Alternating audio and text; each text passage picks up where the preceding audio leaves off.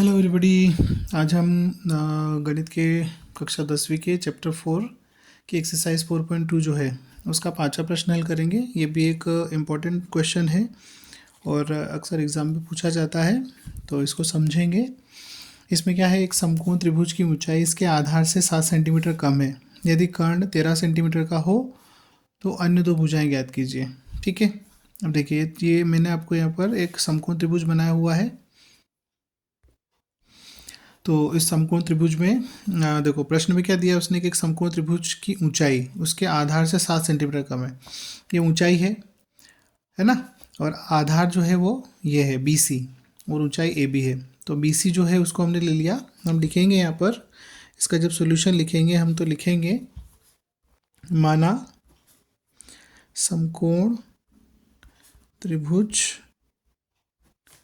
का आधार बराबर x centimetre.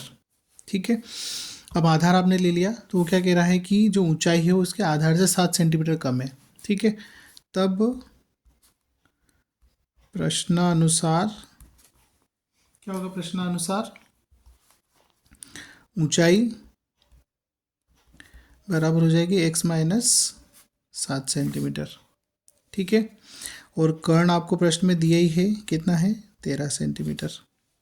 ठीक है, अब आपको क्या करना है, इसकी अन्य दो भुजाएं मतलब आपको ऊंचाई और आधार पता करना है। ठीक है, तो ऊंचाई और आधार पता करने के लिए हम क्या जानते हैं, हम जानते हैं कि समकोण त्रिभुज में पाइथागोरस प्रमेय काम करती है।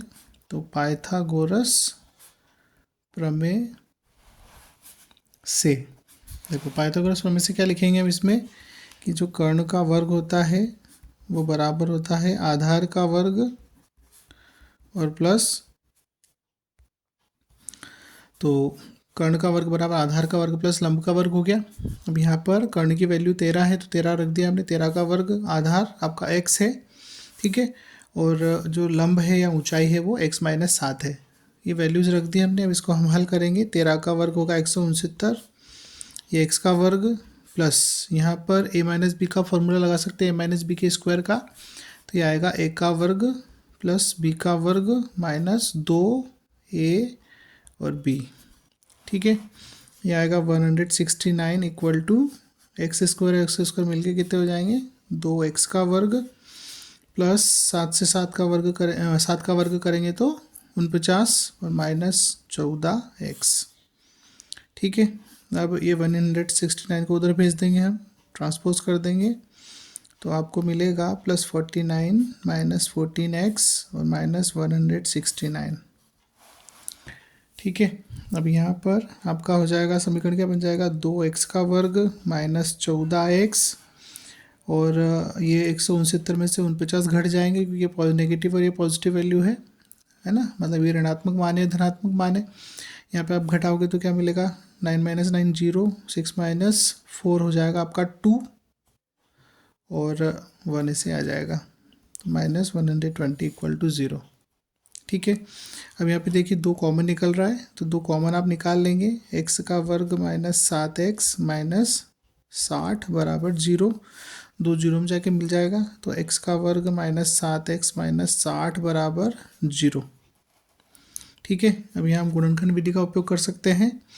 तो ऐसी दो संख्याएं सोचना है जिनको जोड़ने घटाने पर माइनस 7 आता हो और गुणा करने पर माइनस के 60 मिलते हो, 60। ठीक है, तो ऐसी दो संख्याएं कौन सी होगी, 12 और 5 माइनस के 12x प्लस के 5x।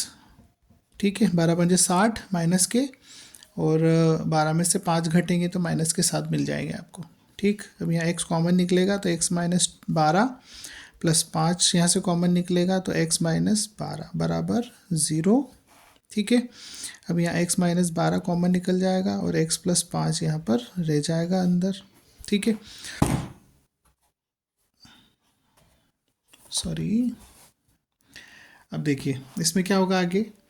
अब यहाँ पर अगर आप x प्लस 5 जो है उसको 0 के बराबर लेंगे तो x की वैल्यू नेगेटिव मिलेगी -5, जो कि वैलिड वैल्यू नहीं है क्योंकि यहाँ पर जो भी आपको दे रखी है भुजाएं वो सारी भुजाएं कैसी हैं, मतलब भुजाएं हैं और लंबाई होती है। तो लंबाई कभी भी ऋणात्मक नहीं होती है, इसलिए हम क्या करेंगे, यदि x माइनस 12 इक्वल टू 0 तो क्या हो जाएगा, x माइनस 12 बराबर 0 आपने लिया, तो x माइनस 12 बराबर 0 लेने पे x की वैल्यू आपको मिल जाएगी x इक्वल टू 12, ठीक है, सेंटीमीटर।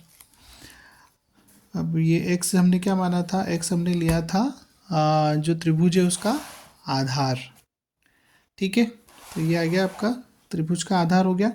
अब हम ऊंचाई लिख लेंगे इसकी, तो ऊंचाई बराबर x माइनस 7 सेंटीमीटर है, तो बराबर मिल जाएगा आपको 12 माइनस 7 जो कि मिलेगा आपको 5 सेंटीमीटर। तो त्रिभुज की जो शेष दो भुजाएं हैं, आधार और ऊंचाई, वो आपकी हो गई 12 सेंटीमीटर और 5 सेंटीमीटर।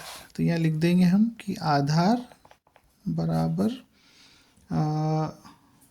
12 सेंटीमीटर और ऊंचाई बराबर 5 सेंटीमीटर, ठीक है। तो ये एक अच्छा प्रश्न है और आसानी से हो जाएगा, बस आपको पाइथागोरस प्रमेय का यूज़ करना है, इसमें उपयोग करना है।